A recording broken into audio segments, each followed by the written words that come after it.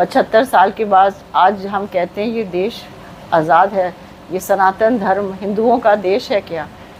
जब ये नहीं है तो कुछ ना कुछ तो भगवान करता ही है अपने अपने बच्चों को एक मैसेज देने के लिए, कुछ बताने के लिए। तो ये अब ये दशा है जिसमें ये हमें दिखता है कि हमारे देश पे हमारे कर्मों की वजह से आपत्ति आएगी। ये दशा है मून की महादशा और सन की अंतर्दशा। इसमें सूर्य जो होगा वो कार्मिक प्लैनेट होगा, क्योंकि देखिए मून जो है वो उसे माँ भी कहते हैं एस्ट्रोलॉजी में, और वो मन का कारक भी होता है, इसीलिए वो सारे कर्मों की कोडिंग और डिकोडिंग करता है।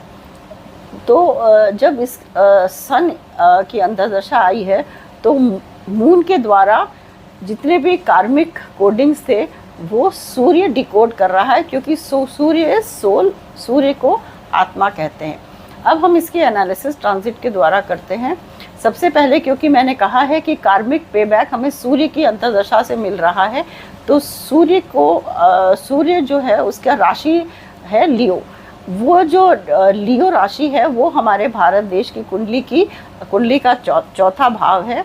और ये लियो राशि इसलिए इम्पॉर्टेंट हो जाती है क्योंकि इसमें अभी गोचर हो रहा है दो प्लैनेट्स का, मंगल का और केतु का।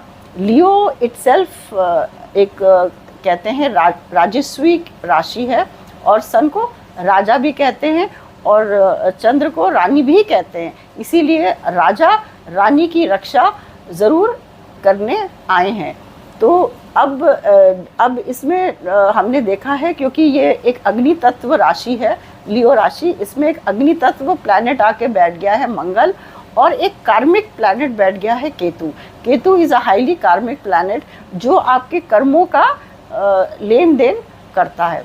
अब मंगल कैसे एक्टिवेट हो रहा है लियो राशि में? मंगल एक्टिवेट हो रहा है बृहस्पति की गोचर से। बृहस्पति जो अतिचारी है, और मंगल हमारे भारत की कुंडली में दूसरे भाव में बैठा है, जो हमारा देश दिखाता, हमारा कुटुंब दिखाता है, हमारे फाइनेंसेस दिखाता है।